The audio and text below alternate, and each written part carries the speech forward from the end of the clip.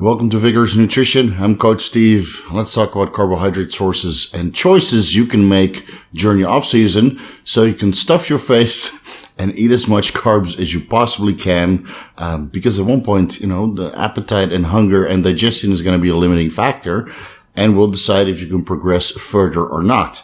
Now, there's many different carbohydrate sources you can choose from. You have different kinds of potatoes, different kinds of rices, oatmeals or wheat products, and then of course something like a pasta or a quinoa or cereal or processed carbs in the form of high-branched cyclic dextrins or waxy maize or any sort of intra-workout carbohydrate you can choose from. We're not going to go over those. That's a subject for a different video.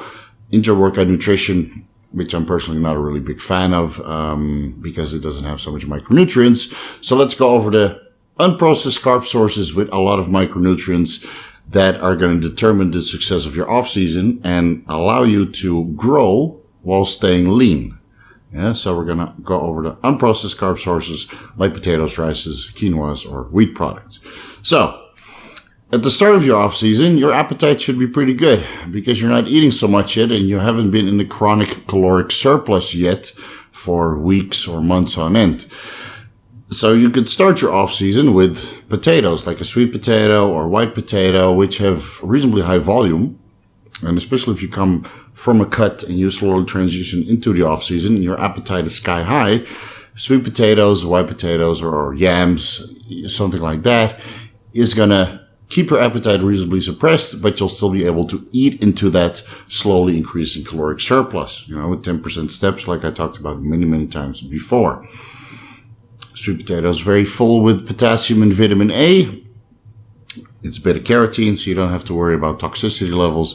Usually that happens with retinol vitamin A, which you can find in beef or eggs or, animal products. So I have several clients who eat 2 kilos of sweet potato in the off season. I have no idea how they do it. It's a lot of food. I wouldn't be able to stomach that much potato, but hey, that's what they like eating. That's how they process it. And there's no signs of yellowing of the skin or, yellowing of the eyes or that kind of changes in body color. So the amount of vitamin A that they get is maybe 80,000, 100,000 units, and their skin is totally fine. So you don't have to worry about vitamin A toxicity when you eat a gazillion amount of sweet potato, but it's definitely something you should consider. And also consider that when you eat a lot of sweet potato, your potassium intake is going to be very, very high. So you don't need to supplement potassium on top. That might come into play later when you switch from potatoes to rice because of the food volume. So sweet potato, at one point, let's say you reach 3,000 calories, maybe 4,000, depending on how much you can tolerate. At one point, the potatoes is going to be too much food volume. And you'll need to reduce that. Too much fiber, too much size, too much bloating, maybe a little bit of gas. You'll have to take the sweet potatoes out. Now, I'm going to assume that nobody has digestive issues, so we're just going to go over all the carbohydrate sources because, some people can't digest sweet potato or oatmeal or rice. Let's leave that all off the table. You're going to have to find that out through your own experimentation. So from sweet potato, you probably can go to oatmeal, which has less food volume and is a little bit more calorically dense, but it has more fiber. Keep that in mind. You'll especially towards a couple meals of oatmeal towards later in the day, or if you decide to go with bread, which is reasonably similar in the micronutrients and the macro breakdown, you might feel pretty full. So there's only so much oatmeal you could eat throughout the day. So once you transition from sweet potato or potatoes to oatmeals or wheat products, maybe cereal, maybe bread, depending on what you prefer. The good thing about bread is that it's very similar, right? It's mostly wheat. And if you find a sourdough bread, which has enzymes in there or is partially pre-digested, it actually helps with the digestion. So a lot of my clients in the off season, they ask me, I said, I like oatmeal and I like oatmeal. And I like sweet potatoes and that kind of stuff. And I tell them, so when you're full, why don't you have a couple slices of bread post-workout?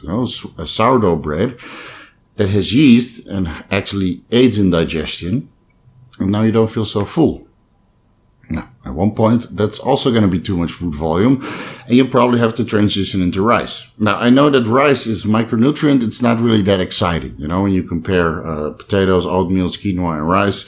Rice is definitely the most micronutrient deficient out of all of them. Not micronutrient deficient, but it just has the lowest amount of everything. So let's say you want 100 carbs from sweet potatoes, you get a ton of vitamin A, right? You want 100 carbs from oatmeal, you get a lot of folate and B vitamins and a little bit of healthy fats, because it's reasonably high in omega-3s and omega-6s. Then when you switch to rice and you eat 100 grams of carbs from rice, which is about 125 grams of carbs, or 125 grams of rice to get 100 grams of carbs, you look at the micronutrient profile and it's nothing to write home about, nothing exciting. But when you're eating 500, 600, 700 grams of carbs from rice per day, you're still getting a ton of micronutrients in. So it's not something you definitely have to worry about. But just remember that when you switch to rice, your potassium intake is slowly declining. So you might have to supplement with a potassium salt or something like a banana or watermelon on top just to get your extra potassium in, or something like spinach or some sort of green vegetable that's rich in potassium as well, because you need the potassium to store that excess carbohydrate or that carbohydrate surplus as glycogen so you can utilize that during the workout, right? So make sure your potassium goes up when you start switching carbohydrate sources that don't have so much potassium within them. The easiest I found is just by doing a low sodium salt with 50, 60% potassium chloride. Now, since rice is pretty devoid of micronutrients, I usually recommend my clients to mix that with oatmeal, quinoa, or, a barley product like a Jacob's Tears, which actually looks like rice, just a very small white grain. Then when you cook it, you don't really see the difference until you start chewing and you notice it has a different texture. Give that a try. It's fun for experimentation. And you can change the ratios, depends on what you like, what you can stomach, your palatability, which one you prefer. So I prefer a 1-to-1 ratio between rice and quinoa, or let's say 1/3 white rice, 1/3 black rice, 1/3 quinoa. That seems to give you a very good micronutrient profile, which is still easy to digest and doesn't fill your stomach up too much, because again, quinoa has a decent amount of fiber, as well as black rice, which has a little bit more fiber because it still has the husks, but it doesn't have the anti-nutrients that a brown rice has. Because brown rice is something about the brown husk outside potentially could have some anti-nutrients, which keeps nutrients in your stomach, and then you excrete them out. So now you get less micronutrients for the low amount of micronutrients that are already in rice. So you get even less micronutrients when you eat brown rice. Yeah, it's subject for debate, but it's still something you can take into consideration. So, white rice, black rice and quinoa mixed, or white rice and oatmeal, or quinoa and oatmeal, or oatmeal and barley products. You can make your own mix, depending on what you like to eat and which micronutrients you want. Yeah, because everybody's digestion is different, so you'll have to experiment with different ratios and different combinations to get the most bang for your buck, digestion-wise and micronutrient-wise. Now, at one point, even that is going to be too much food volume. And then the last thing you could do is make your own cream of rice. And this is a problem a lot of people in Asia have. Rice is plentiful, but cream of rice is non-existent, which is very weird because most of the rice is produced here, but you can't find cream of rice anywhere. And if you do find it, it's imported and the price is astronomical for what you get. So, cream of rice, or let's say cream of oatmeal, you can just make it yourself. You get dried rice or dried oatmeal or dried quinoa, and you throw it in the blender. You just pulverize it. You turn it into a powder. You turn it into flour, or however you want to call it. You just grind it up in a coffee grinder, and you can do that serving by serving, or you get your hands dirty on a Sunday and you make the whole kitchen dusty. I've done that before.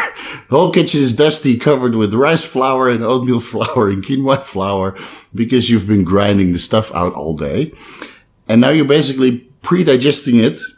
So it's easier to eat and easier to absorb. You go from, something that you have to chew to something you could basically, not chew. It's like a porridge, right? That's cream of rice, or cream of, wheat, or, flour, whatever. You turn it into a porridge, which makes it easier to consume. You can get a larger food quantity down, and it also helps it easier to digest because all the little bonds that you would normally have to chew are now pulverized and completely broken apart, and all the digestive enzymes can get to work after you've finished eating it. Again, we'll have to take all the food combinations out of the equation because, we don't only eat carbohydrates, we eat protein, carbs, and fats. Yeah? And then you might want to time the fats to your first meal and the last meal of the day, so you space that away from carbohydrates, so your triglycerides don't go too high during the day, so you're less likely to store body fat. Again, a subject for a different video. This is mostly about digestion and getting the most amount of carbohydrates in your stomach so you can grow, and you don't have to deload every 4 weeks. You can deload after 12 weeks because you've been in a very nice caloric surplus, eating clean, healthy food that you can digest well. Yeah, that's the whole point of the off season.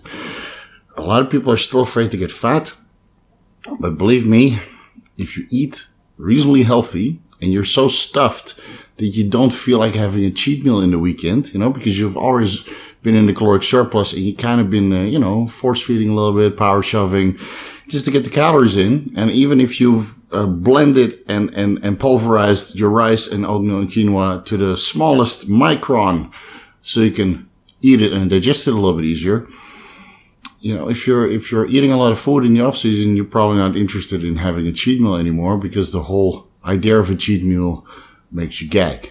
I think a lot of guys are not going to reach this point, but I do have a few clients who are like, I asked them, when was your last cheat meal? They're like, well, I don't know, 4 weeks ago, because I don't feel like I'm full all the time.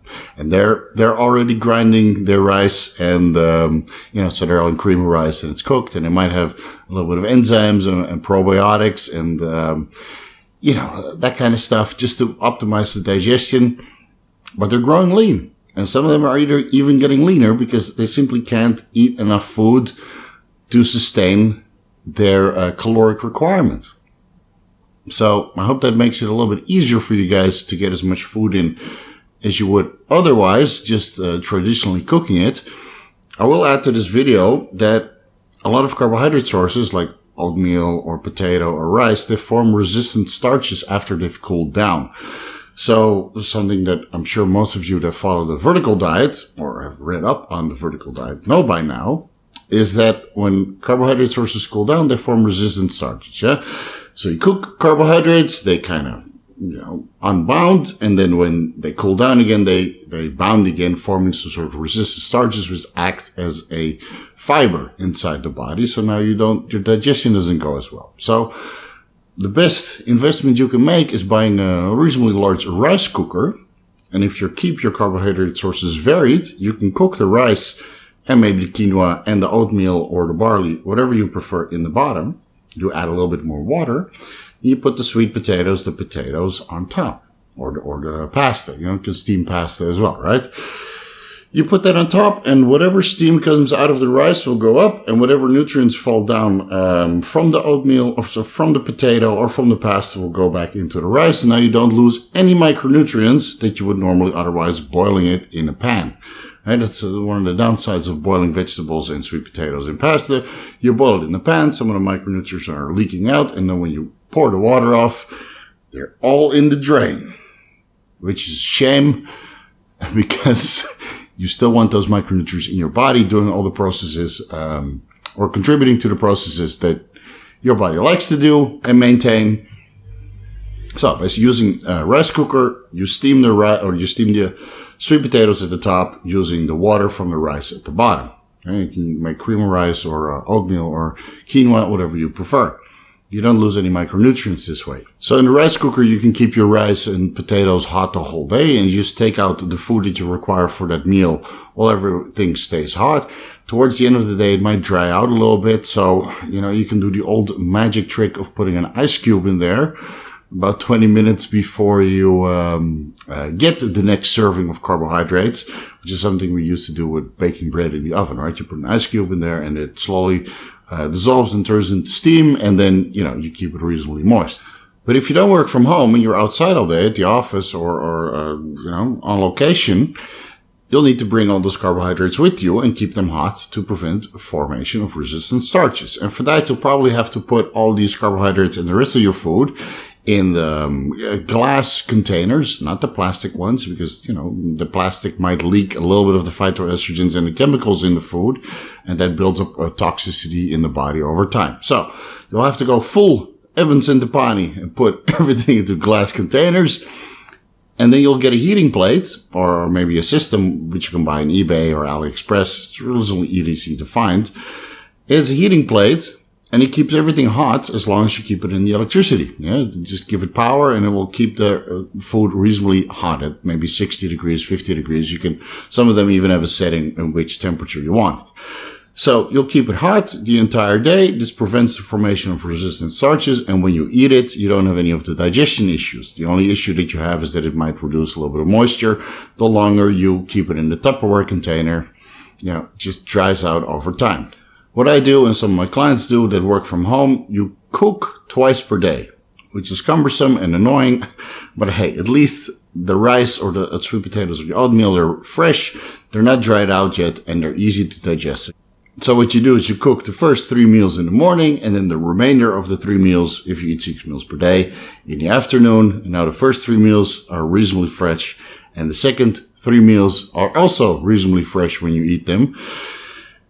And then your digestion should be good all the way through, and you should be able to eat a ton of food and not really gain too much body fat, because you're eating only carbohydrate sources that are clean and full with micronutrients. And the sheer food volume of it all is preventing overeating, and you probably don't feel like having a cheat meal anymore in the weekend anyway. So I hope that helps. Hope that allows everybody to be freaky huge in the off season with minimal PED use. Get that food in, because food is the most anabolic thing you can find on this planet. And if the food anabolism is not enough, then you can add the PEDs on top. Yeah? Sounds boring, but that's how it works. All right. Hope that helps. Hope that sent you on the way of fitting as much food in your stomach as you possibly can. Grow, grow, grow. Enjoy the off season, guys. Thank you guys so much for watching, and I'll see you in the next video.